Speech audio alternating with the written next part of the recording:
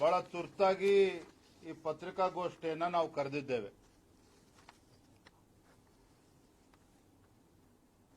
ರಾಜ್ಯದಲ್ಲಿ ಕಾಂಗ್ರೆಸ್ ಪಕ್ಷದ ಸರ್ಕಾರ ಆಡಳಿತ ಅಸ್ತಿತ್ವಕ್ಕೆ ಬಂದ ನಂತರ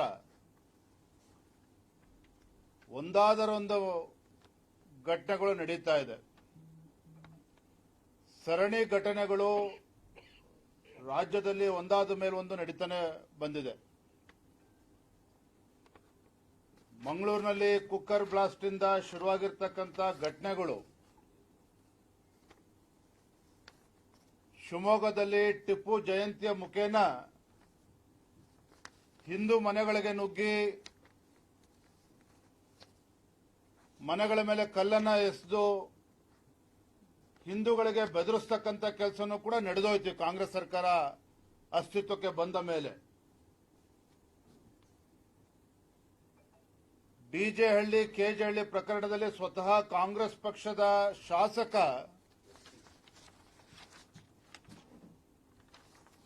ಗೃಹ ಮಂತ್ರಿಗಳಿಗೆ ಒತ್ತಾಯನ ಮಾಡ್ತಾರೆ. ಯಾರು ಡಿಜೆ ಹಳ್ಳಿ ಕೆಜೆ ಹಳ್ಳಿ ಪ್ರಕರಣದಲ್ಲಿ ಭಾಗಿಯಾಗಿದ್ದಾರೆ ಅಮಾಯಕರ ವಿರುದ್ಧ ಕೇಸ್ಗಳನ್ನು ಹಿಂಪಡಿಬೇಕು ಅಂತೇಳಿ ಸ್ವತಃ ಕಾಂಗ್ರೆಸ್ ಪಕ್ಷದ ಶಾಸಕರು ಗೃಹ ಮಂತ್ರಿಗಳಿಗೆ ಒತ್ತಾಯನ ಮಾಡ್ತಾರೆ. ಮೊನ್ನೆ ರಾಜ್ಯಸಭಾ ಚುನಾವಣೆ ಸಂದರ್ಭದಲ್ಲಿ ನಡೆದಿರತಕ್ಕಂಥ ಘಟನೆ ಎಲ್ಲರನ್ನೂ ಕೂಡ ಕೇವಲ ರಾಜ್ಯದಲ್ಲಷ್ಟೇ ಅಲ್ಲ, ದೇಶದಲ್ಲಿ ಘಟನೆ ಬೆಚ್ಚಬೀಳಿಸಿದೆ. ಪ್ರಜಾಪ್ರಭುತ್ವದ ದೇಗುಲ ವಿಧಾನಸೌಧದ ಒಳಗಡೆ ರಾಜ್ಯಸಭಾ ಚುನಾವಣೆ ನಡೆದ ನಂತರ ಗೆದ್ದು ಬರ್ತಾ ಇರತಕ್ಕಂಥ ಕಾಂಗ್ರೆಸ್ಸಿನ ಸಂಸದ ಅವರ ಹಿಂಬಾಲಕರು ಪಾಕಿಸ್ತಾನ್ ಜಿಂದಾಬಾದ್ ಅಂತ ಹೇಳಿ ಘೋಷಣೆ ಕೂಡ ಕೂಗಾಯಿತು. ಇವೆಲ್ಲವನ್ನೂ ಸಹ ರಾಜ್ಯದಲ್ಲಿರ್ತಕ್ಕಂಥ ಕಾಂಗ್ರೆಸ್ ಸರ್ಕಾರ, ಮಾನ್ಯ ಮುಖ್ಯಮಂತ್ರಿಗಳು, ಮಾನ್ಯ ಉಪಮುಖ್ಯಮಂತ್ರಿಗಳು ಡಿ ಕೆ ಶಿವಕುಮಾರ್ ಅವರು, ಇವರ ಮಂತ್ರಿಮಂಡಲ ಸಂಪೂರ್ಣವಾಗಿ ಸಹಿಸಿಕೊಂಡು ಬಂದಿದೆ. ಒಂದೇ ಮಾತಿನಲ್ಲಿ ಹೇಳಬೇಕು ಅಂತ ಹೇಳಿದ್ರೆ, ರಾಜ್ಯದ ಕಾಂಗ್ರೆಸ್ ಪಕ್ಷದ ಮೈ ಬ್ರದರ್ ಪಾಲಿಸಿ, ರಾಜ್ಯದ ಕಾಂಗ್ರೆಸ್ ಸರ್ಕಾರದ ಮೈ ಬ್ರದರ್ ಪಾಲಿಸಿ ಇವತ್ತು ರಾಜ್ಯದ ಜನರ ಒಂದು ರಕ್ಷಣೆ ವಿಚಾರದಲ್ಲಿ ಒಂದು ದೊಡ್ಡ ಯಕ್ಷ ಪ್ರಶ್ನೆ ಇವತ್ತು ಉದ್ಭವ ಆಗಿರ್ತಕ್ಕಂಥದ್ದು. ರಾಜ್ಯದ ಕಾಂಗ್ರೆಸ್ ಪಕ್ಷದ ಒಂದು ನೀತಿಗಳು ಈ ನಾಡಿನ ಕನ್ನಡಿಗರ ಒಂದು ಸುರಕ್ಷತೆಗೆ ಇವತ್ತು ಒಂದು ದೊಡ್ಡ ಪ್ರಶ್ನಾರ್ಥಕ ಚಿಹ್ನೆಯನ್ನು ಹುಟ್ಟಾಕಿರ್ತಕ್ಕಂಥದ್ದು. ಇವತ್ತು ರಾಮೇಶ್ವರಂ ಕೆಫೆನಲ್ಲಿ ನಡೆದಿರ್ತಕ್ಕಂಥ ಬ್ಲಾಸ್ಟ್ ಸ್ವತಃ ಮುಖ್ಯಮಂತ್ರಿಗಳೇ ಹೇಳಿದ್ದಾರೆ, ಇದು ಐಇಡಿ ಬ್ಲಾಸ್ಟ್ ಅಂತಕ್ಕಂಥದ್ದು. ಸ್ವತಃ ಮುಖ್ಯಮಂತ್ರಿಗಳೇ ಇದನ್ನು ಒಪ್ಕೊಂಡಿದ್ದಾರೆ. ನನಗನ್ನಿಸ್ತದೆ, ಮೊನ್ನೆ ವಿಧಾನಸೌಧದಲ್ಲಿ ನಡೆದಂತ ಪಾಕಿಸ್ತಾನ್ ಜಿಂದಾಬಾದಿನ ದೇಶದ್ರೋಹಿ ಘಟನೆ ನಡೆದಿದೆ, ಅದರ ಮುಂದುವರಿದ ಭಾಗವಾಗಿ ಇವತ್ತು ರಾಮೇಶ್ವರಂ ಕೆಫೆನಲ್ಲಿ ಇವತ್ತು ಬ್ಲಾಸ್ಟ್ ಆಗಿರ್ತಕ್ಕಂಥದ್ದು. ಎಲ್ಲೋ ಒಂದ್ ಕಡೆ ಕಾಂಗ್ರೆಸ್ ಪಕ್ಷದ ತುಷ್ಟೀಕರಣದ ರಾಜನೀತಿಗಳೇನಿದ್ದಾವೆ, ರಾಜ್ಯದ ಆಡಳಿತ ಪಕ್ಷ ಕಾಂಗ್ರೆಸ್ ಸರ್ಕಾರದ ಈ ತುಷ್ಟೀಕರಣದ ಅಲ್ಪಸಂಖ್ಯಾತರನ್ನ ಓಲೈಸ್ತಕ್ಕಂಥ ಈ ಸರ್ಕಾರದ ನೀತಿಗಳೇನಿದೆ, ಇದೆಲ್ಲೋ ಒಂದು ಕಡೆ ರಾಜ್ಯದ ಸುರಕ್ಷತೆಗೆ ಒಂದು ಗಂಡಾಂತರವನ್ನ ತಂದಿದೆ ಅಂತಕ್ಕಂಥದ್ದು ಮೇಲ್ನೋಟಕ್ಕೆ ಗೊತ್ತಾಗ್ತದೆ. ನೋಡಿ, ಎಂತ ದುರಾದೃಷ್ಟ ಅಂತ ಹೇಳಿದ್ರೆ, ನಾವು ರಾಜ್ಯದಲ್ಲಿ ಇವತ್ತು ವಿಧಾನಸೌಧದಲ್ಲಿ ನಡೆದಿರ್ತಕ್ಕಂಥ ಘಟನೆ ವಿರುದ್ಧ ನಮ್ಮ ವಿರೋಧ ಪಕ್ಷದ ನಾಯಕರ ನೇತೃತ್ವದಲ್ಲಿ ಶಾಸಕರು ವಿಧಾನಸೌಧ ಒಳಗಡೆ ಪ್ರತಿಭಟನೆ ಮಾಡ್ತೇವೆ. ಗೃಹ ಸಚಿವರು ಹೇಳ್ತಾರೆ, ನಾವು ಎಫ್ಎಸ್ಎಲ್ ರಿಪೋರ್ಟ್ ಬಂದ ಮೇಲೆ ಅವ್ರ ವಿರುದ್ಧ ಕ್ರಮವನ್ನು ಕೈಗೊಳ್ತೇವೆ. ನಡೆದಿದೆಯೋ ಇಲ್ಲ ಅನುಮಾನ ಇದೆ ಅನ್ನೋ ರೀತಿಯಲ್ಲಿ ಬೇರೆ ಬೇರೆ ಮಂತ್ರಿಗಳು ಕೂಡ ಇದ್ರ ಬಗ್ಗೆ ಹೇಳಿಕೆಯನ್ನು ನೀಡಿದ್ದಾರೆ. ಆದರೆ ತಮಗೆ ಗೊತ್ತಿರಲಿ, ಎಫ್ಎಸ್ಎಲ್ ರಿಪೋರ್ಟ್ ಯಾವ ರಿಪೋರ್ಟ್ಗೋಸ್ಕರ ರಾಜ್ಯ ಸರ್ಕಾರ ಕಾಯ್ತಾ ಇತ್ತು, ಎಫ್ಎಸ್ಎಲ್ ರಿಪೋರ್ಟ್ ಇವತ್ತು ಬೆಳಗ್ಗೆ ಬಂದಿದೆ. ಈ FSL ರಿಪೋರ್ಟ್ ಇವತ್ತು ಪಾಕಿಸ್ತಾನ್ ಜಿಂದಾಬಾದ್ ಕೂಗಿರ್ತಕ್ಕಂಥದ್ದು ಸತ್ಯ ಅಂತೇಳಿ ರಿಪೋರ್ಟ್ ಬಂದಿರತಕ್ಕಂಥದ್ದು ಕೂಡ ಮುಚ್ಚಿಡ್ತಕ್ಕಂಥ ಕೆಲಸ ರಾಜ್ಯ ಸರ್ಕಾರ ಮಾಡ್ತಾ ಇದೆ. ಎಲ್ಲೋ ಒಂದ್ ಕಡೆ FSL ರಿಪೋರ್ಟ್ ಅನ್ನ ತಿದ್ದುಪಡಿ ಮಾಡಿ ಮತ್ತೊಂದು ಬೋಗಸ್ FSL ರಿಪೋರ್ಟ್ ಅನ್ನ ತರ್ತಕ್ಕಂಥ ಕೆಲಸ ಮಾಡ್ತದೆ ಅನ್ನುವ ಅನುಮಾನ ನಮ್ಮೆಲ್ಲರೂ ಕೂಡ ಕಾಡ್ತಾ ಇದೆ. ಇವತ್ತು ಕಾಂಗ್ರೆಸ್ ಸರ್ಕಾರ ದೇಶದ್ರೋಹಿ ಚಟುವಟಿಕೆಗಳನ್ನು ನಡೆಸತಕ್ಕಂಥ ದೇಶದ್ರೋಹಿಗಳನ್ನ ಆಂಟಿ ನ್ಯಾಷನಲ್ ಎಲಿಮೆಂಟ್ಸ್ ಮತ್ತು ಆಂಟಿ ಸೋಷಿಯಲ್ ಎಲಿಮೆಂಟ್ಸ್ ಪರವಾಗಿ ಏನು ಮೃದು ಧೋರಣೆಯನ್ನು ಈ ರಾಜ್ಯ ಸರ್ಕಾರ ತೆಗೆದುಕೊಂಡಿದೆ. ಅಲ್ಪಸಂಖ್ಯಾತನ ಓಲೈಸತಕ್ಕಂಥ ರಾಜಕಾರಣವನ್ನು ಇವತ್ತೇನು ರಾಜ್ಯದಲ್ಲಿ ಇವತ್ತು ನಡೀತಾ ಇದೆ ಕಾಂಗ್ರೆಸ್ ಸರ್ಕಾರದಿಂದ, ಇದರ ಪರಿಣಾಮ ಇವತ್ತು ರಾಜ್ಯದ ಜನರು ಇವತ್ತು ಅನುಭವಿಸಬೇಕಾಗಿದೆ, ಎದುರಿಸಬೇಕಾಗಿರ್ತಕ್ಕಂಥ ಪರಿಸ್ಥಿತಿ ನಿರ್ಮಾಣ ಆಗಿದೆ ಅಂತಕ್ಕಂಥದ್ದು ಕಟು ಸತ್ಯ. ನಾನು ಮಾನ್ಯ ಮುಖ್ಯಮಂತ್ರಿಗಳಿಗೆ ಆಗ್ರಹವನ್ನ ಮಾಡ್ತೇನೆ. ರಾಮೇಶ್ವರಂ ಕೆಫೆನಲ್ಲಿ ನಡೆದಿರ್ತಕ್ಕಂಥ ಬಾಂಬ್ ಬ್ಲಾಸ್ಟ್ ಈ ಘಟನೆಯನ್ನ ಗಂಭೀರವಾಗಿ ತೆಗೆದುಕೊಂಡು ತತ್ಕ್ಷಣ NIAಗೆ ಹ್ಯಾಂಡ್ ಓವರ್ ಮಾಡಬೇಕು ಇನ್ವೆಸ್ಟಿಗೇಷನ್ ಅನ್ನ ಅನ್ನೋದನ್ನ ನಾನು ಭಾರತೀಯ ಜನತಾ ಪಾರ್ಟಿ ಪರವಾಗಿ ನಾವು ಒತ್ತಾಯ ಮಾಡ್ತಾ ಇದ್ದೇನೆ. ಕೇವಲ ಭಾರತೀಯ ಜನತಾ ಪಾರ್ಟಿಯ ಪರವಾಗಿ ಅಷ್ಟೇ ಅಲ್ಲ, ರಾಜ್ಯದ ಜನರ ಹಿತದೃಷ್ಟಿಯಿಂದ, ರಾಜ್ಯದ ಜನರ ರಕ್ಷಣೆಯ ದೃಷ್ಟಿಯಿಂದ ಇವತ್ತು ಬೆಂಗಳೂರು ಮಹಾನಗರದಲ್ಲಷ್ಟೇ ಅಲ್ಲ, ಕರ್ನಾಟಕ ರಾಜ್ಯದಲ್ಲಿ ಇವತ್ತು ಜನರು ಇವತ್ತು ಭಯಭೀತರಾಗಿದ್ದಾರೆ. ಹಾಗಾಗಿ I demand honourable chief minister to hand over this investigation to NIA without any further delay. Bharatiya Janata party ವಿಚಾರದಲ್ಲಿ ರಾಜಕಾರಣ ಮಾಡತಕ್ಕಂಥ ಪ್ರಶ್ನೆ ಉದ್ಭವ ಆಗೋದಿಲ್ಲ. ಇವತ್ತು ರಾಜ್ಯದ ಜನ ಇವತ್ತು ನಿಮಗೆ ಸಂಪೂರ್ಣ ಬಹುಮತನ ಕೊಟ್ಟು ಅಧಿಕಾರಕ್ಕೆ ತಂದಾಗ ಕುಂತಲ್ಲಿ ನಿಂತಲ್ಲಿ ಇವತ್ತು ನೀವು ಅಲ್ಪಸಂಖ್ಯಾತರನ್ನ ಓಲೈಕೆ ಮಾಡ್ತಕ್ಕಂಥ ನಿಮ್ಮ ರಾಜಕಾರಣ ಇವತ್ತು ವಿಧಾನಸೌಧದಲ್ಲಿ ಇವತ್ತು ಪಾಕಿಸ್ತಾನ್ ಜಿಂದಾಬಾದ್ ಅಂತೇಳಿ ಕೂಗಿರ್ತಕ್ಕಂಥ ಕಾಲ್ ಮುರಿದು ಒಳ ಹಾಕೋದನ್ನು ಬಿಟ್ಟು ನೀವು ಹಿಂದೆ ಮುಂದೆ ನೋಡ್ತಾ ಇರ್ತಕ್ಕಂಥದ್ದು, ಇದೆಲ್ಲರ ಪರಿಣಾಮ ಇವತ್ತು ರಾಜ್ಯದ ಒಂದು ಸುರಕ್ಷತೆಗೆ ಇವತ್ತು ಗಂಡಾಂತರ ಬಂದಿರತಕ್ಕಂಥದ್ದು ಮೇಲ್ನೋಟಕ್ಕೆ ಗೊತ್ತಾಗ್ತದೆ. ನಿನ್ನೆ ಮತ್ತು ಮೊನ್ನೆ ಗುಲ್ಬರ್ಗಾ ಜಿಲ್ಲೆನಲ್ಲಿ 2 ಹತ್ಯೆಗಳಾಗಿದ್ದಾವೆ. ಭಾರತೀಯ ಜನತಾ ಪಾರ್ಟಿಯ ಇಬ್ಬರು ಕಾರ್ಯಕರ್ತರ ಹತ್ಯೆ ಆಗಿರ್ತಕ್ಕಂಥದ್ದು. ನೀವು ಸರ್ಕಾರ ಬಂದಾಗಿಂದ ಗುಲ್ಬರ್ಗಾ ಜಿಲ್ಲೆ ಇರ್ಬೋದು, ರಾಜ್ಯದ ಬೇರೆ ಬೇರೆ ಜಿಲ್ಲೆಗಳಲ್ಲಿ ನಡೀತಾ ಇರ್ತಕ್ಕಂಥ ಕೊಲೆ ಪ್ರಕರಣಗಳಿರ್ಬೋದು, ಬೇರೆ ಬೇರೆ ಪ್ರಕರಣಗಳನ್ನ ಗಮನಿಸಿದ್ರೆ ಎಲ್ಲೋ ಒಂದು ಕಡೆ ಕಾಂಗ್ರೆಸ್ ಸರ್ಕಾರದ ಮೃದು ಧೋರಣೆ ಹೊತ್ತು ಕೇವಲ ಭಾರತೀಯ ಜನತಾ ಪಾರ್ಟಿ ಕಾರ್ಯಕರ್ತರಿಗಷ್ಟೇ ಅಲ್ಲ, ರಾಜ್ಯದ ಒಂದು ಸುರಕ್ಷತೆ ಕೂಡ ಇವತ್ತು ಗಂಡಾಂತರ ಬಂದಿದೆ ಅಂತೇಳಿ ನಾನು ಮೇಲ್ನೋಟಕ್ಕೆ ಹೇಳೋದಕ್ಕೆ ಇಚ್ಛಪಡ್ತೇನೆ.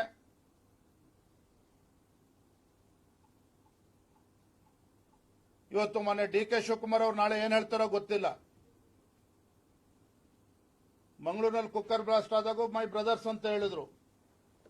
ಹಾಗಾಗಿ ನಿಮ್ಮ ಈ ಮೃದು ಧೋರಣೆನೇ ಇವತ್ತು ಈ ಪರಿಸ್ಥಿತಿಗೆ ಒದಗಿ ತಂದು ಇಟ್ಟಿದೆ ಅಂತಕ್ಕಂಥ ಮಾತನ್ನ ಸಂದರ್ಭದಲ್ಲಿ ಹೇಳ್ತಾ ಇದ್ದೇನೆ. ಈಗಲೂ ಕೂಡ ತಡೆ ಮಾಡಿದ್ದಾನೆ. ಮೊನ್ನೆ ನಡೆದಂತಹ ವಿಧಾನಸೌಧದ ಘಟನೆ ಹೊತ್ತು FSL ರಿಪೋರ್ಟ್ ಅನ್ನ ತಿರುಚಾಕ್ತಾನೆ ಯಥಾವತ್ತಾಗಿ ಆ ರಿಪೋರ್ಟ್ ಅನ್ನ ರಾಜ್ಯದ ಜನರ ಮುಂದೆ ತೆರೆದಿಡಬೇಕು, ತಪ್ಪಿತಸ್ಥರನ್ನ ಒಳಗಾಕಬೇಕು. ಇವತ್ತಿನ ಘಟನೆಯನ್ನು ಕೂಡ ಗಂಭೀರವಾಗಿ ತೆಗೆದುಕೊಂಡು NIAಗೆ ಇವತ್ತು ಇನ್ವೆಸ್ಟಿಗೇಷನ್ಗೆ ತತ್ಕ್ಷಣ ಹ್ಯಾಂಡ್ ಓವರ್ ಮಾಡಬೇಕು ಅಂತೇಳಿ ನಾನು ಒತ್ತಾಯವನ್ನು ಮಾಡ್ತಾ ಇದ್ದೇನೆ, ಆಗ್ರಹವನ್ನು ಮಾಡ್ತಾ ಇದ್ದೇನೆ. S,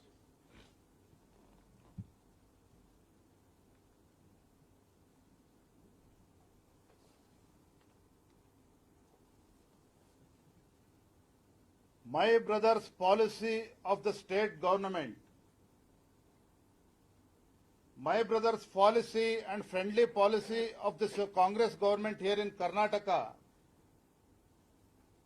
has become a great threat for the security of Kannadigas here in Karnataka. I claim this because when cooker blast took place in Mangalore a couple of months ago after this Congress government has come to power, the immediate statement by Deputy Chief Minister D.K. Shivakumar ji that the people involved in this cooker blast are innocent people. So literally, Deputy Chief Minister D.K. Shivakumar ji gave a clean sheet for the anti-social elements, anti-national elements. And the episode which took place in the Shimoga district during the celebration of Tipu Jayanti, in the daylight, anti-social elements, anti-national elements threatened Hindu people. They pelted stones on the houses of Hindu people. Literally, they barged into the house of Hindu people. Still, the Congress government did not initiate any action against this anti-social elements simply because minority will be upset. So last week, during Rajya Sabha election, few anti-national elements openly shouting Pakistan Jindabad inside their house, inside Vidhan Sabha. And still Congress government is not in a position to take any action against these anti-national elements. And more importantly, Home Minister gives a statement, no, let's wait for FSL report. My dear friends, FSL report, I am told the FSL report is ready in the hands of the government today. According to my information, FSL report has clearly mentioned that these anti-national elements have clearly shouted Pakistan Jindabad. But this fact, the state government is trying to hide the facts. They are not releasing the FSL report, and in fact, they are trying to create one more bogus FSL report today or tomorrow. By doing this, they are supporting all these anti-national elements simply because the minority people here in Karnataka will be upset with the Congress party. Bharatiya Janata Party strongly condemns the blast at Rameshwar Cafe that happened today in the daylight. Bharatiya Janata Party demands Chief Minister Siddaramaiah ji without further delay, the state government should hand over this investigation to NIA immediately. The state government should hand over the investigation to NIA immediately. It's very unfortunate that Karnataka state has, for the first time, is facing such a worse situation here in Karnataka. The ruling party, Congress government's appeasement politics has stooped to such a level that today it is threatening the security of the Karnataka people of the Karnataka state. So I strongly demand and urge Chief Minister to act immediately without any further delay. Thank you.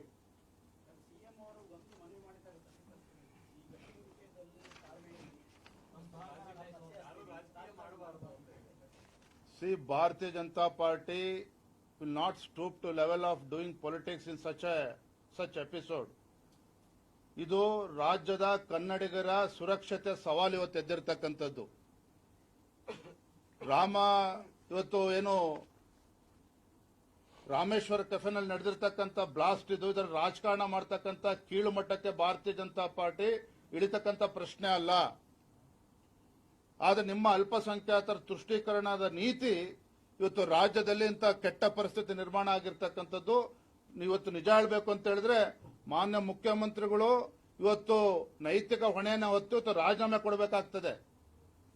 ಮೊನ್ನೆ ವಿಧಾನಸೌಧದಲ್ಲೂ ಕೂಡ ಪಾಕಿಸ್ತಾನ್ ಜಿಂದಾಬಾದ್ ಅಂತ ಹೇಳಿದಾಗ ನಮ್ಮ ಮಾನ್ಯ ಅಶೋಕ್ ಅವರ ನೇತೃತ್ವದಲ್ಲಿ ನಮ್ಮ ಶಾಸಕರು ಗಲಾಟೆ ಮಾಡಿದ್ದಾರೆ, ಹೋರಾಟ ಮಾಡಿದ್ದಾರೆ. ನೀವು ಎಲ್ಲದನ್ನು ಕೂಡ ರಾಜಕೀಯ ಬಣ್ಣವನ್ನು ಕೊಟ್ಟು ಭಾರತೀಯ ಜನತಾ ಪಾರ್ಟಿಯ ಮುಖಕ್ಕೆ ಮಸಿ ಬೆಳತಕ್ಕಂಥ ಪ್ರಯತ್ನ ಮಾಡಬೇಡಿ. ಇವತ್ತು ನಿಮಗೆ ತಾಕತ್ತಿದ್ರೆ, ನಾನು ನೇರವಾಗಿ ಹೇಳ್ತೇನೆ ಮಾತನ್ನ ಮಾನ್ಯ ಮುಖ್ಯಮಂತ್ರಿಗಳಿಗೆ, ನೀವು ನಿಜವಾಗ್ಲೂ ಕೂಡ ತಾಕತ್ತಿದ್ರೆ ತತ್ಕ್ಷಣ ಈ ವಿಚಾರದಲ್ಲಿ ಗಂಭೀರ ತೆಗೆದುಕೊಂಡು ಎನ್ಐಎಗೆ ಹ್ಯಾಂಡ್ ಓವರ್ ಮಾಡಿ. ಎಲ್ಲಾ ಸಂದರ್ಭದಲ್ಲೂ ಕೂಡ ಅಲ್ಪಸಂಖ್ಯಾತರ ಮನಸ್ಸಿಗೆ ನೋವಾಗ್ತದೆ ಅಂತೇಳಿ ದೇಶದ್ರೋಹಿಗಳನ್ನು ಕೂಡ ಅಲ್ಪಸಂಖ್ಯಾತರ ಪಟ್ಟಿಯಲ್ಲಿ ಸೇರ್ಸಕ್ಕಂತ ಪ್ರಯತ್ನ ಮಾಡಬೇಡಿ. ಇದರಿಂದ ಅಲ್ಪಸಂಖ್ಯಾತರು ಕೂಡ ಕೆಟ್ಟ ಹೆಸರು ಬರ್ತದೆ, ರಾಜ್ಯದ ಸುರಕ್ಷತೆಗೂ ಕೂಡ ಇವತ್ತು ಗಂಡಾಂತರ ಒದಗಿ ಬಂದಿರತಕ್ಕಂಥದ್ದು.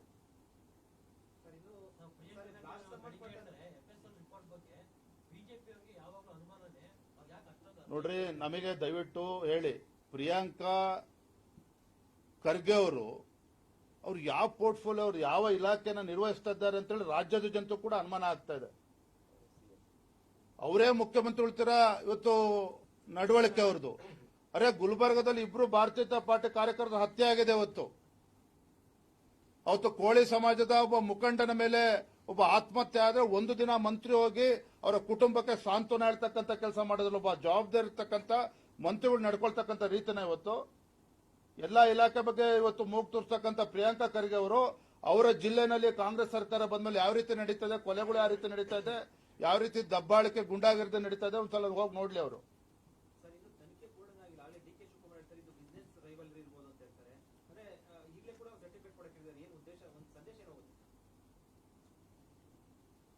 ದೇಶದ್ರೋಹಿಗಳ ಪಟ್ಟಿನಲ್ಲಿ ಇದೇ ರೀತಿ ಮಾನ್ಯ ಡಿ ಕೆ ಶಿವಕುಮಾರ್ ಹೇಳಿಕೆಯನ್ನು ಕೊಡ್ತಾ ಇದ್ರೆ ದೇಶದ್ರೋಹಿಗಳ ಪಟ್ಟಿನಲ್ಲಿ ಡಿ ಕೆ ಶಿವಕುಮಾರ್ ಹೆಸರನ್ನು ಕೂಡ ಸೇರಿಸಬೇಕಾಗ್ತದೆ. ಯಾಕೆಂದ್ರೆ ನಿಮ್ಮ ಈ ಕೆಟ್ಟ ನಡವಳಿಕೆಯಿಂದ ಡಿ ಕೆ ಶಿವಕುಮಾರ್ ಅವರು ಕಾಂಗ್ರೆಸ್ ಇತರ ಪಕ್ಷಗಳ ನಾಯಕರ ನಡವಳಿಕೆಯಿಂದನೇ ಇವತ್ತು ರಾಜ್ಯದ ಪರಿಸ್ಥಿತಿ ಈ ಮಟ್ಟಕ್ಕೆ ಬಂದಿರತಕ್ಕಂಥದ್ದು.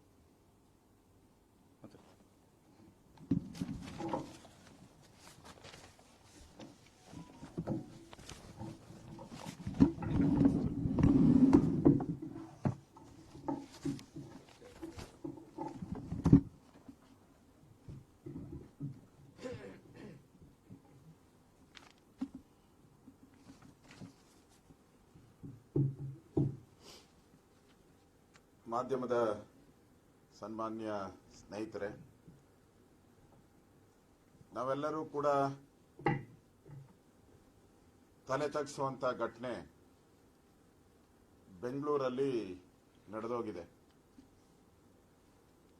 ನಾವೆಲ್ಲ ಬೆಂಗಳೂರನ್ನ ಪ್ರೀತಿಸುವಂತ ಜನ.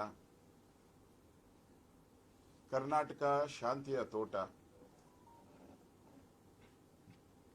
ಇಂಥ ಒಂದು ಶಾಂತಿಯ ತೋಟವನ್ನ ಕದಡುವಂತ ಭಯೋತ್ಪಾದಕ ಚಟುವಟಿಕೆ ಇವತ್ತು ಬೆಂಗಳೂರಲ್ಲಿ ನಡೆದಿದೆ. ನಾನು ಸನ್ಮಾನ್ಯ ಆಡಳಿತ ಪಕ್ಷದ ನಾಯಕರಲ್ಲಿ,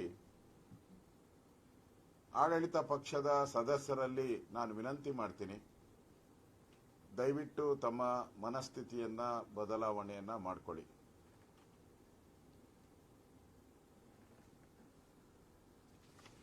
ಈ ಮನಸ್ಥಿತಿಗೆ ಕಾರಣ ಏನು?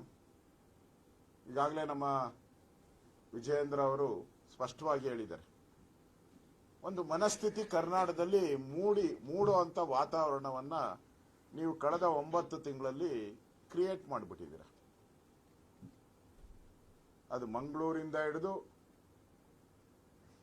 ಎಲ್ಲ ಕಡೆನೂ, ವಿಧಾನಸೌಧದವರೆಗೂ, ಮಂಗಳೂರಿಂದ ಬೀದರ್, ಕಲಬುರಗಿ ಎಲ್ಲ ಕಡೆಯಿಂದನೂ ಕೂಡ ವಿಧಾನಸೌಧವರೆಗೂ ಮೈಂಡ್ ಸೆಟಪ್ ಅನ್ನ ರೆಡಿ ಮಾಡಿಬಿಟ್ಟಿದೆ. ಏನು ಆ ಮೈಂಡ್ ಸೆಟಪ್ ಅಂತಾರೆ? ನೀವು ಏನಾದರೂ ಮಾಡಿ ನಮ್ಗೆ ವೋಟ್ ಹಾಕಿ ನಿಮ್ಮನ್ನ ನೀವೇನು ಮಾಡಿದ್ರು ನಾವು ಸೇಫ್ ಗಾರ್ಡ್ ಮಾಡ್ತೀರಿ ಅನ್ನೋ ಒಂದು ಮನಸ್ಥಿತಿಯನ್ನ ಕ್ರಿಯೇಟ್ ಮಾಡಿಬಿಟ್ಟಿದೆ. ಇವತ್ತು ಶರ್ಟಿನ ಗುಂಡಿಗಳನ್ನ ಬಿಚ್ಚಿಕೊಂಡು ಎದೆ ಎತ್ತಿ ಓಡಾಡುವಂತ ಈ ಭಯೋತ್ಪಾದಕರ ತಂಡಕ್ಕೆ ಹರದಾರಿಯನ್ನ ನೀವು ಕೊಟ್ಟಿದ್ದೀರಾ. ಇದನ್ನ ನೀವು ಒಪ್ಕೊಳ್ಳೇಬೇಕು. ನೀವು ಈ ಬದಲಾವಣೆ, ಮಾನಸಿಕವಾಗಿ ಮನಸ್ಥಿತಿಯನ್ನ ನೀವು ಬದಲಾವಣೆ ಮಾಡಿದ್ದೀರಾ. ಅದರಿಂದ ಇವತ್ತು ಕರ್ನಾಟಕದಲ್ಲಿ ಗುಂಡಿ ಬಿಚ್ಚಿಕೊಂಡು ಓಡಾಡ್ತಾ ಇದ್ದಾರೆ ಎಲ್ಲರೂ ಕೂಡ. ನಾನು ಸನ್ಮಾನ್ಯ ಡಿ ಕೆ ಶಿವಕುಮಾರ್ ಅವರಿಗೆ ವಿನಂತಿ ಮಾಡ್ತೀನಿ, ಮುಖ್ಯಮಂತ್ರಿಗಳು ವಿನಂತಿ ಮಾಡ್ತೀನಿ,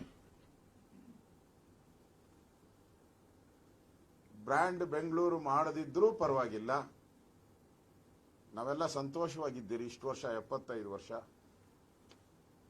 ಬಾಂಬ್ ಬೆಂಗಳೂರು ಅನ್ನುವ ಕಳಂಕವನ್ನ ಬೆಂಗಳೂರಿಗೆ ತರಬೇಡಿ. ಬ್ರ್ಯಾಂಡ್ ಬೆಂಗಳೂರು ಮಾಡದಿದ್ರೂ ಪರವಾಗಿಲ್ಲ, ಬಾಂಬ್ ಬೆಂಗಳೂರು ಅಂತ ಮಾಡಬೇಡಿ ದಯವಿಟ್ಟು. ಇವತ್ತು ಬೆಂಗಳೂರಿನ ರಾಮೇಶ್ವರ ಕೆಫೆಯಲ್ಲಿ ನಡೆದಿರುವಂತ ಘಟನೆ, ಅಲ್ಲಿರೋದೆಲ್ಲ ಬಹಳ ಅಂತಾರಾಷ್ಟ್ರೀಯ ಕಂಪನಿಗಳು, ದೇಶ ವಿದೇಶದ ಕಂಪನಿಗಳು.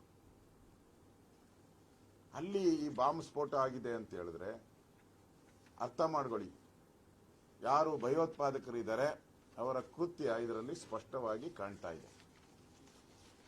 ಅವರಿಗೆ ಬೆಂಗಳೂರಿನ ವರ್ಚಸ್ಸನ್ನ ಕಡಿಮೆ ಮಾಡಬೇಕು, ಬೆಂಗಳೂರಲ್ಲಿ ಬರ್ತಕ್ಕಂಥ ಇನ್ವೆಸ್ಟ್ಮೆಂಟ್ ಕಡಿಮೆ ಆಗಬೇಕು, ಬೆಂಗಳೂರಲ್ಲಿ ಅಭದ್ರತೆ ಮೂಡಬೇಕು, ಆ ದೃಷ್ಟಿಯಿಂದ ಈ ಕೆಲಸ ಮಾಡಿದ್ದಾರೆ. ಯಾವತ್ತು ಸಿದ್ದರಾಮಯ್ಯನವರು ಮುಖ್ಯಮಂತ್ರಿಗಳಾಗಿದ್ದಾರೋ ಅವತ್ತು ಈ ಪುಂಡ ಪೋಖರಿಗಳಿಗೆಲ್ಲ ರೆಕ್ಕೆ ಪುಕ್ಕ ಬಂದ್ಬಿಟ್ಟಿದೆ. ಈ ಭಯೋತ್ಪಾದಕ ಪುಂಡ ಪೋಖರಿಗಳಿಗೆಲ್ಲ ರೆಕ್ಕೆ ಪುಕ್ಕ ಬಂದ್ಬಿಟ್ಟಿದೆ ಅವರಿಗೆಲ್ಲರೂ ಕೂಡ. ತಾವು ಒಂದಾದ್ಮೇಲೆ ಒಂದು KFD ಸಂಘಟನೆ ಇರ್ಬೋದು, ಪಾಪ್ಯುಲರ್ ಫ್ರಂಟ್ ಇರ್ಬೋದು, ಅವ್ರ ಮೇಲೆ ಕೇಸ್ಗಳನ್ನ ತೆಗೆದ್ರಿ. ನಮ್ಮ ಅಧ್ಯಕ್ಷರು ಹೇಳಿದಂಗೆ KJ ಹಳ್ಳಿ DJ ಹಳ್ಳಿ ಪತ್ರನೇ ಬರೆದಿದ್ದೀರಾ. ಶಿವಮೊಗ್ಗದಲ್ಲಿ ಗಲಾಟೆ ಆಯಿತು, ಏನು ಕ್ರಮನೇ ತೆಗೆದುಕೊಂಡಿಲ್ಲ.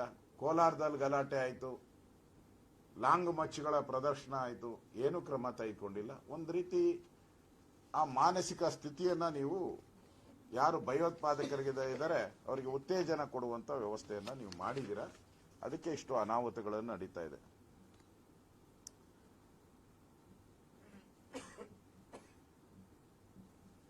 ವಿಶೇಷವಾಗಿ ಮೊನ್ನೆ ನಡೆದಂತ ವಿಧಾನಸಭಾ ಅಧಿವೇಶನದಲ್ಲಿ ಮೊದಲ ದಿನನೇ ನಾವು ನಮ್ಮ ಅಧ್ಯಕ್ಷರೆಲ್ಲ ಸೇರಿ ಕಾನೂನು ಸುವ್ಯವಸ್ಥೆ ವೈಫಲ್ಯದ ಬಗ್ಗೆ ಸುಮಾರು 2-3 ಗಂಟೆಗಳ ಕಾಲ ಚರ್ಚೆ ಮಾಡಿದ್ರಿ. ಎಳೆಯಾಗಿ ಬಿಡಿಸಿ ಹೇಳಿದಿರಿ ಕಾನೂನು ಸುವ್ಯವಸ್ಥೆ ಎಷ್ಟು ಹದಗೆಟ್ಟಿದೆ ಕರ್ನಾಟಕದಲ್ಲಿ, ಸರ್ಕಾರ ಬದುಕಿದೆಯಾ ಸತ್ತಿದೆಯಾ ಅಂತ ಕೇಳಿದಿರಿ. ನಾವು ಮಾನ ಮರ್ಯಾದೆ ಇಲ್ಲ ಅಂತಾನು ಹೇಳ್ಬಿಟ್ಟಿದ್ರಿ. ಅಷ್ಟು ಹೇಳಿದ್ಮೇಲೂ ಕೂಡ ಇವ್ರಿಗೆ ಎಚ್ಚರ ಆಗಲಿಲ್ಲ. ವಿಧಾನಸಭೆಯಲ್ಲಿ ಬಂದು ಪಾಕಿಸ್ತಾನ್ ಜಿಂದಾಬಾದ್ ಅಂದ್ರು. ಆ ಜಿಂದಾಬಾದ್ ಅಂದಾಗೂ ಕೂಡ ಎಲ್ಲ ಕಾಂಗ್ರೆಸ್ ಅವರು ಅವ್ರ ಪರವಾಗಿ ನಿಂತರು. ಎಲ್ಲರೂ ಪ್ರತಿಯೊಬ್ಬರು DK ಶಿವಕುಮಾರ್ ಒಂದು ಹೆಜ್ಜೆ ಮುಂದೆ ಹೋಗಿ ಆ ತರ ಘಟನೆ ಆಗೇ ಇಲ್ಲ, ಮಾಧ್ಯಮದವರು ತಿರುಚಿದ್ದಾರೆ, ಮಾಧ್ಯಮ ತಿರುಚಿರೋದ್ರಿಂದ ಹಂಗಾಗಿದೆ ಅಂತ ಹೇಳಿದ್ರು. ಈಗಾಗಲೇ ಅಧ್ಯಕ್ಷರು ಹೇಳಿದ್ದಾರೆ, ಮಂಗಳೂರಲ್ಲಂತ ಘಟನೆ, ಆ ಕುಕ್ಕರ್ ಬ್ಲಾಸ್ಟ್ ಮಾಡಿ ಹಿಂದೂಗಳನ್ನ ಸಾಯಿಸಬೇಕು ಅಂತ ಬಂದಿದ್ದಲ್ಲ, ಅವ್ರನ್ನ ಬ್ರದರ್ ಅಂದ್ರಿ. ನನ್ಗೆ ಹೇಳ್ತೀನಿ, ಈ ಕೆಫೆ ಯಾವುದು ರಾಮೇಶ್ವರ್ ಕೆಫೆ, ಇವ್ರನ್ನೆಲ್ಲಿ ನಮ್ಮ ಅಂಕಲ್ ಅಂತ ಹೇಳ್ಬಿಡ್ತಿರೋ ಅಂತ ನಮ್ಗೆ ಭಯ ಆಗ್ತಾ ಇದೆ. ನಿಮ್ಗೆಲ್ಲ ಬ್ರದರು ಅಂಕಲ್ ಆಗೋದ್ರೆ ನಾವೆಲ್ಲ ಯಾವ ಸ್ಥಿತಿ ಆಗ್ಬೇಕು? ನಾವು ಕರ್ನಾಟಕದವ್ರು ನಾವ್ಯಾರು ಅಂತ ನೀವು ಸ್ಪಷ್ಟ ಮಾಡ್ಬೇಕಾಗ್ತದೆ. ಸನ್ಮಾನ್ಯ DK ಶಿವಕುಮಾರ್ ಅವರೇ, ರಾಜ್ಯದ ಭದ್ರತೆ ವಿಚಾರ ಇದು, ಇದರಲ್ಲಿ ರಾಜಕಾರಣ ಮಾಡಕ್ ಹೋಗ್ಬೇಡಿ. ವೋಟ್ಗೋಸ್ಕರ ರಾಜ್ಯದ ಗೌರವಕ್ಕೆ ಧಕ್ಕೆ ತರಬೇಡಿ, ರಾಜ್ಯದ ಭದ್ರತೆಗೆ ಧಕ್ಕೆ ತರಬೇಡಿ. ಒಂದು ಆಡಳಿತ ಪಕ್ಷವಾಗಿ ಯಾವ ರೀತಿ ನಡ್ಕೊಬೇಕು ಆ ರೀತಿಯನ್ನ ನಡ್ಕೊಳ್ಳಿ. ನಾವು ವಿರೋಧ ಪಕ್ಷವಾಗಿ ಯಾವ ರೀತಿ ನಡ್ಕೊಳ್ಬೇಕೋ ಅದಕ್ಕಿಂತ ಹೆಚ್ಚಿನ ರೀತಿಯಾಗಿ ನಾವು ನಡ್ಕೊಂತೀವಿ. ಇದು ರಾಜ್ಯದ ಬದ್ಧತೆ ಪ್ರಶ್ನೆ. ಇವತ್ತು ನಾವಿರ್ಬೋದು, ಸಿದ್ದರಾಮಯ್ಯನವರು ಇರ್ಬೋದು, DK ಶಿವಕುಮಾರ್ ಇರ್ಬೋದು, ಹೋಗ್ಬೋದು. ಆದ್ರೆ ಕರ್ನಾಟಕ ಹಾಗೇ ಇರುತ್ತೆ, ಬೆಂಗಳೂರು ಹಾಗೇ ಇರುತ್ತೆ. ಮುಂದಿನ ಜನಾಂಗ ನಮ್ಮನ್ನ ತೂಚಿ ಎನ್ನಬಾರದು. ಅದು ನಿಮ್ಮ ಮೇಲೆ ಇರೋ ಜವಾಬ್ದಾರಿ. ಆಡಳಿತ ಪಕ್ಷ ನೀವು, ರೂಲಿಂಗ್ ಪಾರ್ಟಿ ನೀವು ಜವಾಬ್ದಾರಿಯಿಂದ ನಡ್ಕೊಬೇಕಾಗಿತ್ತು. ಈ ಸಂದರ್ಭದಲ್ಲಿ ಪದೇ ಪದೇ ಈ ತರದ ಘಟನೆಗಳು ನಡೆದಾಗ ಜನತೆಯಲ್ಲಿ ಶಾಂತಿಯನ್ನ ಕೇಳುವಂತ ಪ್ರಶ್ನೆನೇ ಉದ್ಭವ ಆಗಲ್ಲ. ಇವೆಲ್ಲವನ್ನ ಗಮನದಲ್ಲಿಟ್ಕೊಂಡು ನಾನು ಆಗ್ರಹ ಮಾಡ್ತೀನಿ, ಕೂಡಲೇ ಆ ಗಾಯಾಳುಗಳಿಗೆ ಉತ್ತಮ ಚಿಕಿತ್ಸೆ ಸಿಗೋ ರೀತಿ ವ್ಯವಸ್ಥೆಯನ್ನ ಮಾಡಬೇಕು. ಇಮಿಡಿಯೇಟ್ ಆಗಿ ಉತ್ತಮ ಚಿಕಿತ್ಸೆ ಸಿಗಬೇಕು. ಮತ್ತೆ ರಾಜ್ಯದಲ್ಲಿ ಇವರೇನು ಒಂದೇ ಕಡೆ ಮಾಡಿದ್ದಾರೆ ಅಂತಲ್ಲ, ನಾಳೆ ಇನ್ನೊಂದು ಕಡೆ ಮಾಡಬಹುದು, ನಾಡ್ದು ಇನ್ನೊಂದು ಕಡೆ ಮಾಡಬಹುದು. ಒಟ್ಟಲ್ಲಿ ಅವ್ರಿಗೆ ಭಯ ಬೀಳಿಸುವಂತ ವಾತಾವರಣ ಸ್ಪಷ್ಟವಾಗಿ ಕಾಣ್ತಾ ಇದೆ. ಅದರಿಂದ ಇಡೀ ರಾಜ್ಯದಲ್ಲಿ ನಿಮ್ಮ ಕಾನೂನು ಸುವ್ಯವಸ್ಥೆ ಬದುಕಿದ್ದರೆ, ನಿಮ್ಮ ಇಂಟೆಲಿಜೆನ್ಸ್ ಬದುಕಿದ್ದರೆ, ನಿಮ್ಮ ಸರ್ಕಾರ ಬದುಕಿದ್ದರೆ ಕೂಡಲೇ ಕ್ರಮ ತೆಗೆದುಕೊಳ್ಳಿ. ಒಂದು ವಿರೋಧ ಪಕ್ಷವಾಗಿ ಭಾರತೀಯ ಜನತಾ ಪಾರ್ಟಿಯ ಎಲ್ಲ, ನಾನು ನಮ್ಮ ಅಧ್ಯಕ್ಷರು, ನಾವೆಲ್ಲರೂ ಕೂಡ ಬೇಕಾದ್ರೆ ನಿಮ್ ಕೈ ಜೋಡಿಸ್ತೀರಿ, ನಿಮಗೆ ಕೈ ಜೋಡಿಸಿ ವಿನಂತಿ ಮಾಡ್ತೀರಿ, ದಯವಿಟ್ಟು ವೋಟ್ ಪಾಲಿಟಿಕ್ಸ್ ಬಿಟ್ಬಿಡಿ. ರಾಜ್ಯದ ಹಿತದೃಷ್ಟಿಯಿಂದ ನೋಡಿ, ಇಡೀ ರಾಜ್ಯದಲ್ಲಿ ಭದ್ರತೆಯನ್ನ ಕಾಪಾಡುವಂತ ದೃಷ್ಟಿಯಿಂದ ಇವತ್ತಾದ್ರೂ ಅಲರ್ಟ್ ಮಾಡಿ. ವಿಧಾನಸೌಧ ಪಾಕಿಸ್ತಾನ ಕೂಗ್ದಾಗೂ ನೀವು ಅಲರ್ಟ್ ಆಗಿಲ್ಲ, ರಾಜ್ಯದಲ್ಲಿ ಸರಣಿ ಕೊಲೆಗಳಾದಾಗೂ ನೀವು ಅಲರ್ಟ್ ಆಗಿಲ್ಲ. ಇದು ದೇಶದ್ರೋಹದ ಕೆಲಸ. ಈ ದೇಶದ್ರೋಹದ ಸಂದರ್ಭದಲ್ಲೂ ಕೂಡ ನೀವು ಅಲರ್ಟ್ ಆಗಿಲ್ಲ ಅಂದ್ರೆ ರಾಜ್ಯದ ಜನ ನಿಮ್ಮನ್ನ ಕ್ಷಮಿಸಲ್ಲ ಅನ್ನೋ ಮಾತನ್ನು ಕೂಡ ನಾನು ಹೇಳ್ತಾ ಇದ್ದೀನಿ. ನಾವು ಇದರಲ್ಲಿ ಯಾವುದೇ ಪಾಲಿಟಿಕ್ಸ್ ಅನ್ನ ಮಾಡುವಂತ ಪಕ್ಷದಲ್ಲಿ ನಾವಿಲ್ಲ. ನಾವು ಭಾರತೀಯ ಜನತಾ ಪಾರ್ಟಿಯಲ್ಲಿರೋರು. ನಮ್ಮ ನಾಯಕರಾದಂಥ ಅದ್ವಾನಿಯವರು, ನಮ್ಮ ನಾಯಕರಾದಂಥ ಮೋದಿಯವರು ನಮಗೆ ದೇಶ ಮೊದಲು, ಪಾರ್ಟಿ ಆಮೇಲೆ ಅಂತ ಹೇಳಿಬಿಟ್ಟಿದ್ದಾರೆ. ಪಾರ್ಟಿ ಆಮೇಲೆ, ನಮಗೆ ದೇಶ ಮೊದಲು ಅಂತ ಹೇಳಿದ್ದಾರೆ. ಅದರಿಂದ ಈ ಓಲೈಕೆ ರಾಜಕಾರಣದಿಂದ ಇವತ್ತು ಈ ಘಟನೆ ನಡೆದಿದೆ ಅಂತ ಸ್ಪಷ್ಟವಾಗಿ ಕಾಣ್ತಾ ಇದೆ. ಅದಕ್ಕೋಸ್ಕರ ರಾಜ್ಯ ಸರ್ಕಾರ ಎಚ್ಚರಿಕೆಯ ನಡೆಯನ್ನ ಇಡಬೇಕು ಅಂತೇಳಿ ನಾನು ವಿರೋಧ ಪಕ್ಷದ ನಾಯಕನಾಗಿ, ನಮ್ಮ ಅಧ್ಯಕ್ಷರು, ನಾವು ಎಲ್ಲ ರೀತಿಯ ಈ ಸಂದರ್ಭದಲ್ಲಿ ಸರ್ಕಾರಕ್ಕೆ ಎಲ್ಲ ರೀತಿಯಾದಂತ ಸಹಕಾರವನ್ನ ಕೊಡಕ್ಕೆ ನಾವು ತಯಾರಿದ್ದೀವಿ. ಶಾಸಕರಾಗಿ ಟ್ವೀಟ್ ಮಾಡಿದ್ದಾರೆ, ಗೃಹ ಮಂತ್ರಿಗಳ ರಾಜೀನಾಮೆ ಕೇಳ್ತಿದ್ದಾರೆ, ಅದು ಪಕ್ಷದ ನಿಲುವು ಕೂಡ ಹಂಗೆ ಆಗುತ್ತಾ? ಈಗ ನಮ್ಮ ಅಧ್ಯಕ್ಷರು ಮುಖ್ಯಮಂತ್ರಿ ರಾಜೀನಾಮೆನೇ ಕೇಳಿದ್ದಾರೆ, ಅದಕ್ಕಿಂತ ಮೇಲೆ ಸ್ಟೆಪ್ ಅಲ್ಲೇ ಕೇಳಿದ್ದಾರೆ.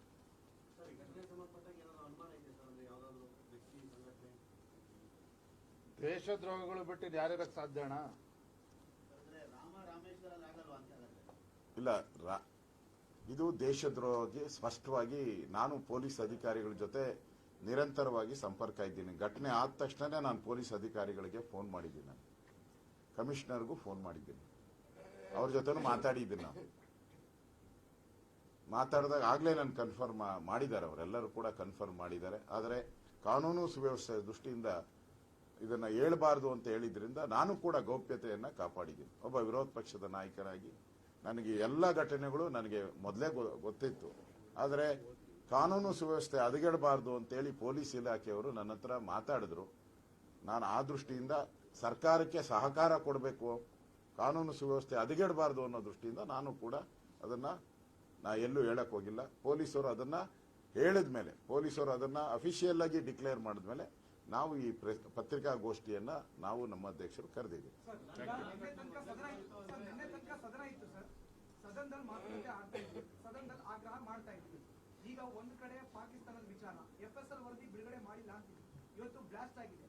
ನಾಳೆಯಿಂದ ಬಿಜೆಪಿಯ ಹೋರಾಟ ಹೇಗೆ ಸರ್ಕಾರದ ವಿರುದ್ಧವಾಗಿ ಏನ್ ಮಾಡ್ತೀರಿ? ಯಾಕೆಂದ್ರೆ ಸದನ ನಡೀತಾ ಇಲ್ಲ. ಈಗ ನಾವು ಸರ್ಕಾರಕ್ಕೆ ಈ ಸಂದರ್ಭದಲ್ಲಿ ದೇಶದ ರಕ್ಷಣೆ ಪ್ರಶ್ನೆ ಮತ್ತು ರಾಜ್ಯದ ರಕ್ಷಣೆ ದೃಷ್ಟಿಯಿಂದ ಏನೇನು ಸಹಕಾರ ಕೊಡಬೇಕೋ ಪೊಲೀಸ್ ಇಲಾಖೆಗೆ ನಾವು ಕೊಡ್ತೀವಿ. ಪೊಲೀಸ್ ಇಲಾಖೆಗೆ ಏನೇನು ಸಹಕಾರ ಕೊಡ್ತೀರಿ, ಯಾಕೆಂದ್ರೆ ರಾಜ್ಯದ ಹಿತ ಮುಖ್ಯ ನಮಗೆ. ಆ ದೃಷ್ಟಿಯಿಂದ ನಾವು ಸಹಕಾರವನ್ನು ಪೊಲೀಸ್ ಇಲಾಖೆಗೆ ಕೊಡ್ತೀವಿ. Thank you.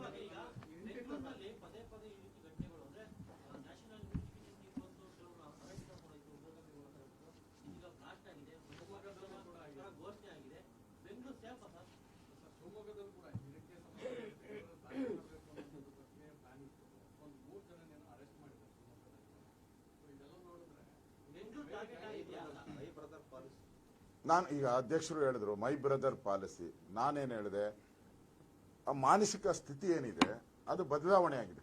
ಯಾರಿಗೆ? ಆ ಒಂದು ಸಮುದಾಯಕ್ಕೆ. ಆ ಮಾನಸಿಕ ಬದಲಾವಣೆ ಯಾರು ಮಾಡಿದವರು? ಈ ಸರ್ಕಾರನೇ ಮಾಡಿರೋದು. ಈ ಸರ್ಕಾರನೇ ಮಾಡಿರೋದ್ರಿಂದ ಈ ರೀತಿ ಘಟನೆಗಳು ನಿರಂತರವಾಗಿ ನಡೀತಾ ಇದೆ. ಇದು ಇವತ್ತಿಲ್ಲ, ಕಳೆದ 9 ತಿಂಗಳಿಂದ ನಾನು ಹೇಳಿದ್ನಲ್ಲ, ಯಾರ್ಯಾರಿಗೆ ಹಿಂದೆ ಬಟನ್ ಹಾಕೊಂಡು ಶಿಸ್ತಾಗಿ ಬರ್ತಾ ಇದ್ರು ಅವರೆಲ್ಲ ಬಟನ್ ಓಪನ್ ಮಾಡಿ ರಾಜಾರೋಷವಾಗಿ ಓಡಾಡೋ ರೀತಿ ಮಾಡಿದ್ದೆ ಈ ಸರ್ಕಾರದ್ದು ಕಾಂಗ್ರೆಸ್ ಥ್ಯಾಂಕ್ ಯು.